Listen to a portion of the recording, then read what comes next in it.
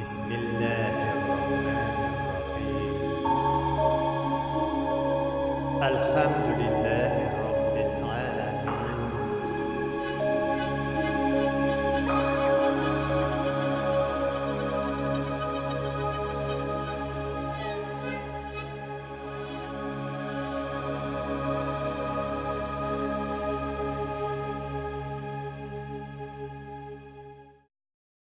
أعوذ بالله من الشيطان الرجيم بسم الله الرحمن الرحيم Assalamu alaikum wa rahmatullahi wa barakatuh. Muhtaram Müslüman kardeşler. Allah Teala'nın selamı, rahmeti hem bereketleri bulsun her barşalarımızga da. Muhtaram Müslüman kardeşler.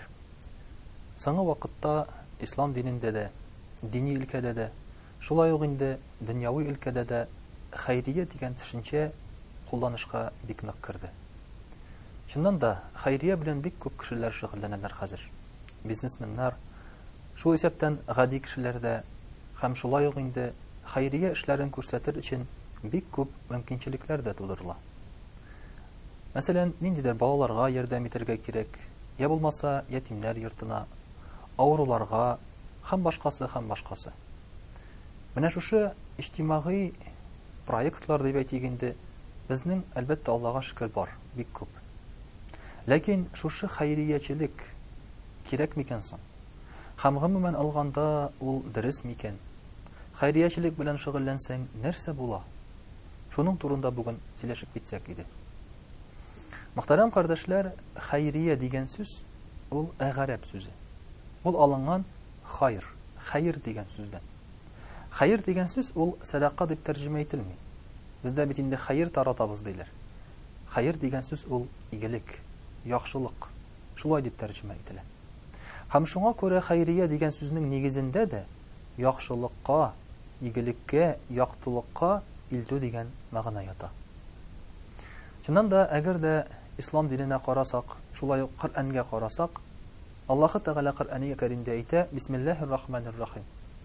Ла ту'мину ахадукум хатта тунфиqu мимма тухиббун. Сезнең берегез дә иман китермәс, үзегез яраткан әйберләрдән садака бирмичә, алар белән бүлешмичә ди. Димәк, диннең нигезендә бар шундый әйбер, ул да булса, булган әйберең белән башкалар белән бүлешү.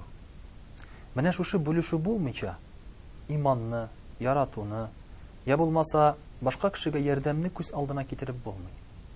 Безнең бит инде хәзер дөнья ул әйләнгән бизнеска. Хәтта хайрия проектларында кемдер бизнес эшләргә тырыша.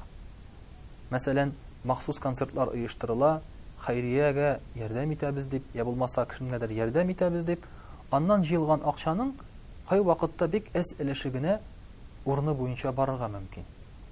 Һәм кызганычка каршы, мәсәлән, кайбер зур компанияларда хайрия проектлары ачып җибәреп, я булмаса шушы хайриячелек белән шөгыльләнеп, үзләренә игътибарны арттырырга, үзләренең продуктларын тизрәк сатылырга дигән максат куялар. Әмма динебездә, әгәр дә син кемгәдер ярдәм итсәң, ул иң беренче чиратта булырга тиеш ихлас. Ихлас һәм шушы ярдәм итүеңгә син бер нәрсә дә таләп итәргә тиеш түгел. Аллаһ Тәгалә риза булсын. Шул вакытта гына без иман китерүчеләр һәм савап эшләүчеләр булырбыз. Менә мөхтәрәм кардәшләр, димәк, имансыз кеше, әйтгәндә Аллага шанмаган кеше, хайриячелек белән шөгыльләнсә, аңа бер нәрсә дә булмыймы? Була. Аллаһ Тәгалә аңа да савап бирә. Әмма ул шушы савабын бу дөньяда ук алып бетерәчәк. Нинди изгелек күрсәтсә, шуның кадәр бу дөньяда аңа изгелек кире кайтачак. Яки эше уңачак, я булмаса гаиләсе әйбәт булачак, авырулары кимиячәк, һәм башкасы. Әмма инде ахирәткә ул калмый. Ә мөселман кешесенең тип теләгән ризыгы ул да булса ахирәттә. Шулай ук мөхтәрәм кардәшләр, хайриячелекнең икенче ягына да карыйк. Кирәкме соң ул? Шуның кадәр бик күп җиргә, бик күп әйтик төрле проектларга акча таратып, без буш эш белән шөгыльләнмибез микән? Кай вакытта шулай? Мәсәлән, күрергә мөмкин шундый проектларны, анда акча түгеп файда юк. Чөнки түгергә мөмкин акчаны бер туктаусыз, әмма бер нәрсә дә үзгәрмәячәк. Кай вакытта күрәбез хәйрия проектларын бер көнлек.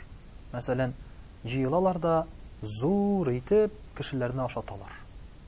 Аннан соң ел буе кеше ач утырамыни? Аннан соң ел буе алар турында уйламаскамыни? Мәсәлән, картларны җыйдың, җиңгү көненә, җиңгү бәйрәменә бер әйбәтләп ашаттың да, ул бер елга җитәмени? Менә шуңа күрә дә шушы хәйрия проектлары ул булырга тиеш әлбәттә дәвамлы. Ягъни синең зурлап 100 кешене ашатуың бүген бәлки ул файдасыздыр. Бәлки сиңа бер карт кешене яки бер ятим баланы ел буе ашатсаң, ул хәерлерәк булып торадыр, дәвамлырак булганга күрә. Бәлки менә шушы бер кешегә 1 миллион акчаны бирү, ярдәм итү хәерлерәктер. Ул 1 миллионны бүлеп 10 сумнан кешегә таратканчы. Шулай килеп чыга да. Ислам дине проблеманы хәл итәргә тырыша. Мәсәлән, бар икән йортсыз бер кеше, аны йортлы итәргә тырыша. Йортлы итәр өчен аны эшле итәргә кирәк. Шуңа күрә дә менә шушы кешенең киләчәктә башкаларга мохтаҗлыктан чыгарырга тырышсак, менә бу иң дөрес хәйрия юлы булыр иде.